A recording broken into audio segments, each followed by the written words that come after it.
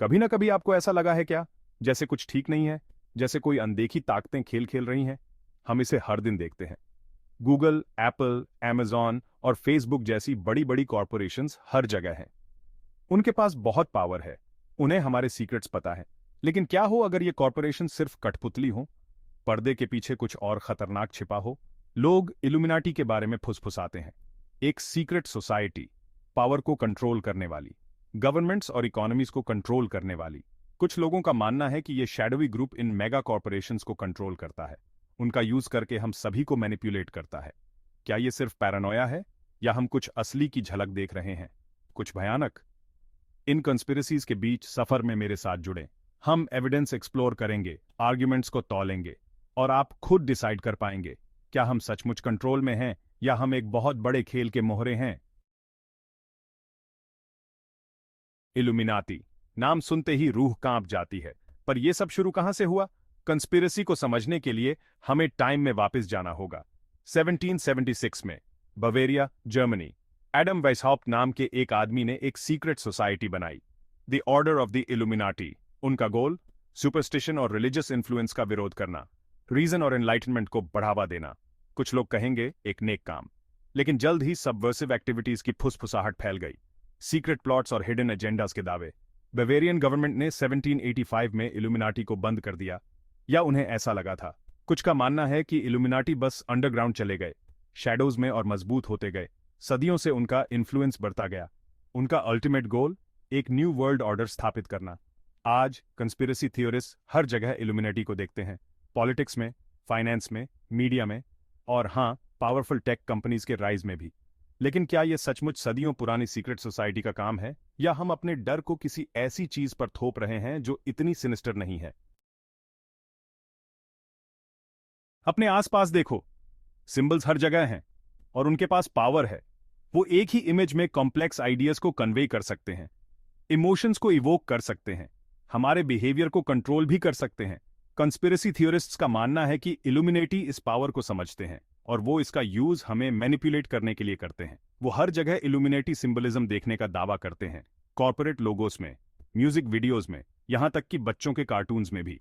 सबसे common symbols में से एक द ऑल सीइंग आई, एक ट्रायंगल के भीतर एक आंख। ये यूएस डॉलर बिल पर है, और ये काउंटलेस कॉर्पोरेट लोगोस में दिखाई देता है। क्या ये इत्तेफाक है, या ये इस बात का साइन है कि इन कंपनीज को एक हिडन हैंड कंट्रोल कर रही है? कुछ कहते हैं कि ऑल सीइंग आई इल्यूमिनाटी की वॉचफुल गेज को रिप्रेजेंट करता है, याद दिलाता है कि वो हमेशा देख रहे हैं, हमेशा कंट्रोल में हैं। लेकिन स्केप्टिक्स का तर्क है कि ये सिंबल सदियों से हैं, इल्यूमिनाटी से बहुत पहले से। उनके लिए ये बस ज्यादा कल्पनाशील दिमाग का नतीजा है, वहां पैटर्न्स देखना जहां कोई है ही नहीं। चलिए गूगल के बारे में बात करते हैं। टेक जायंट, सर्च इंजिन्स का किंग। उनके पास अकल्पनीय इंफॉर्मेशन है, हमारे सर्चेज, हमारे ईमेल्स, हमारे लोकेशंस। वो हमारे बारे में हमसे ज्यादा जानते हैं। और उनके लोगों के बीच में क्या है? एक अजीब सी आय, हमें घूरती हुई, हमारी हर हरकत को देखती हुई। क्या ये गूगल का हमें याद दिलाने का तरीका है कि असली कंट्रोल किसके हाथ में है? कंस्पिरेसी थियोरिस्ट्स ऐसा मानते हैं।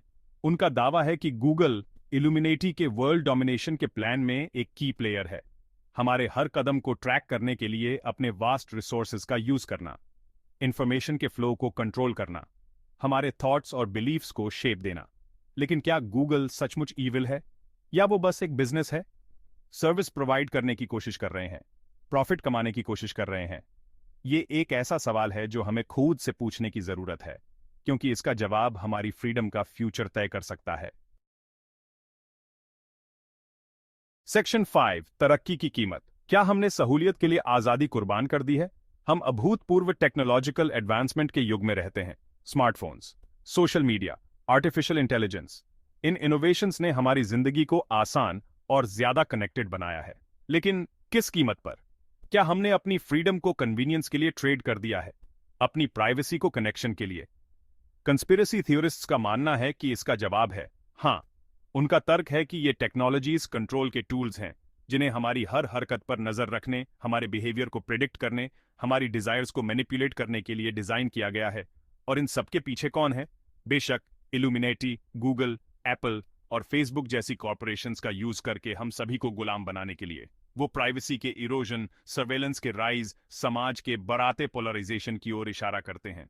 वो कहते हैं कि ये सब साइंस हैं कि हम कंट्रोल खो रहे हैं, लेकिन क्या ये वाकई इतना आसान है, या फिर हम तेजी से बदलती दुनिया की बढ़ती परेशानियों को देख रहे हैं?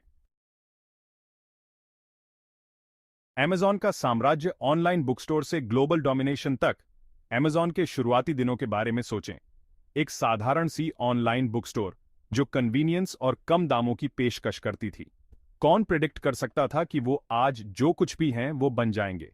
अमेजॉन अब किताबों से लेकर किराने के सामान से लेकर इलेक्ट्रॉनिक्स तक सब कुछ बेचता है। वो वेयरहाउसेज और डिलीवरी सिस्टम्स के विशाल नेटवर्क्स को कंट्रोल करते हैं, यहां तक कि उनकी अपनी करेंसी भी है। कुछ लोग इसे एंटरप्रेन्योरियल जीनियस कह सकते हैं। उन्हें एक ऐसी कंपनी दिखाई देती है जो वर्ल्ड डोमिनेशन पर तुली हुई है। क्या ये कैपिटलिज्म का नेचुरल एवोल्यूशन है, या फिर कुछ और इंसिडियस चल रहा है? फेसबुक का डेटा वेब लोगों को कनेक्ट कर रहा है या माइंड्स को control? Facebook, social media giant, दुनिया भर के बिलियंस लोगों को कनेक्ट करता है, लेकिन फ्रेंडली इंटरफेस के पीछे एक डार्क ट्रूथ छिपी हुई है। फेसबुक अपने यूजर्स के बारे में बहुत सारा डेटा कलेक्ट करता है। इसका यूज एडवर्टाइजिंग को टारगेट करने, इलेक्शंस को स्वे करने के लिए किया जा सकता है। वो मिस इन्फॉर्मेशन के स्प्रेड, फिल्टर बबल्स के राइज, समाज के बढ़ते पोलराइजेशन की ओर इशारा करते हैं। अब एक पल के लिए पीछे हटते हैं, एक गहरी सांस लें। कंस्पिरेसी थ्योरीज के जाल में फंसना आसान है। हर जगह पैटर्न्स देखना, सबसे बुरे पर विश्वास करना, लेकिन आर्ग्यूमेंट के दूसरे पहलू पर विचार करना इंपॉर्टेंट है। स्केप्टिक्स, रैशनलिस्ट्स, जो सावधानी और क्रिटिकल थिंकिंग का आग्रह करते हैं। हिस्टोरियंस बताते हैं कि इल्यूमिनाटी, जैसा कि हम उन्हें समझते हैं, सदियों से एग्जिस्ट नहीं करते हैं। उनका इन्फ्लुएंस अगर था भी तो बहुत पहले खत्म हो चुका है। उनका तर्क है कि इन कंपनीज की सक्सेस का श्रेय एक शैडोवी कबाल को देना सिंपलिस्टिक है। यह कड़ी मेहनत को नजरअंदाज करता है, इनोवेशन को, मार्केट फोर्सेस को जिन्होंने उनके राइज में रोल निभाया। साइकोलॉजिस्ट्स एक और पर्सपेक्टिव पेश करते हैं। उनका तर्क है कि कंस्पिरेसी थ्योरीज ऑर्डर की हमारी चाहत को अपील करते हैं, कंट्रोल की चाहत को। एक ऐसी दुनिया में जो अक्सर केओटिक और अनप्रिडिक्टेबल लगती है, यह विश्वास दिलासा देता है कि कोई न कोई कहीं न कहीं प्रभारी है, भले ही वह कोई शैडोवी ग्रुप ही क्यों ना हो जिसके इरादे नेफेरियस हों। तो हमें क्या बिलीव करना चाहिए? क्या इन दावों में कोई सच्चाई है, या ये बस एलैबोरेट फैंटेसीज हैं? सच हमेशा की तरह शायद कहीं बीच में है। इस बात में कोई शक नहीं है कि ये कंपनीज बहुत ज्यादा पावर रखती हैं। ये हमारी जिंदगी को उन तरीकों से इन्फ्लुएंस करती हैं जिन्हें हम अभी समझना शुरू कर रहे हैं। और कॉशियस रहना सही है, क्वेश्चंस पूछना, ट्रांसपेरेंसी की डिमांड करना, लेकिन हमें इस बात का ध्यान रखना चाहिए कि हम पैरानोया का शिकार न बन जाएं। हर कोने में कंस्पिरेसीज न देखें। दुनिया एक कॉम्प्लेक्स जगह है, ग्रे शेड्स से भरी हुई। सिंपल आंसर्स रेयरली सही होते हैं। हो सकता है कि असली खतरा कोई शैडोवी कबाल नहीं है जो स्ट्रिंग्स खींच रहा है, बल्कि हमारी अपनी क्रिटिकल थिंकिंग को सरेंडर करने की विलिंगनेस है। बिना सवाल किए इंफॉर्मेशन को आंख बंद करके एक्सेप्ट करना, अपने जजमेंट को फियर और सस्पिशन से घिरने देना। कंस्पिरेसी थ्योरीज का एक अलग ही आकर्षण होता है। वो कॉम्प्लेक्स इवेंट्स के लिए सिंपल एक्सप्लेनेशंस देते हैं। वो बिलोंगिंग की भावना प्रदान करते हैं, जानकार होने की भावना, एक हिडन एनिमी से लड़ने की। लेकिन हम इन नैरेटिव्स की ओर इतने आकर्षित क्यों होते हैं? साइकोलॉजिस्ट्स का मानना है कि ये दुनिया को समझने की हमारी जरूरत से उपजा है। अनसर्टेनिटी या फियर का सामना करने पर हमारा दिमाग पैटर्न्स की तलाश करता है, कनेक्शंस की, एक्सप्लेनेशंस की। कॉन्स्पिरेसी थ्योरीज इन्हें प्रोवाइड करते हैं, भले ही वो फ्लिम्जी एविडेंस या बिल्कुल झूठ पर आधारित हों। ये थ्योरीज कंट्रोल की भावना भी प्रदान करते हैं।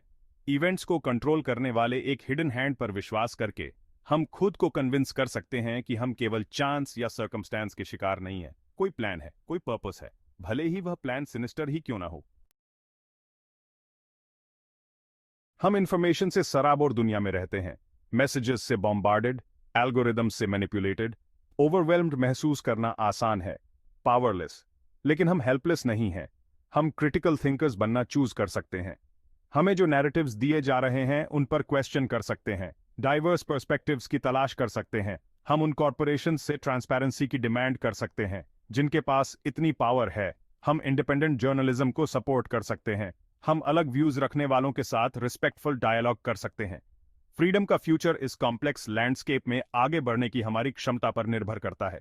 इंफॉर्मेशन के समझदार कंज्यूमर्स होने पर, सिंपल आंसर्स के आकर्षण का विरोध करने पर, न्यूएंस और कॉम्प्लेक्सिटी को अपनाने पर, तभी हम एक ऐसी दुनिया बनाने की उम्मीद कर सकते हैं जहां ट्रूथ की जीत हो, जहां क्रिटिकल थिंकिंग का राज हो, और जहां कंस्पिरेसी थ्योरीज के शैडोवी फिगर्स वहीं रहें जहां वो बिलोंग करते हैं, फिक्शन की दुनिया में।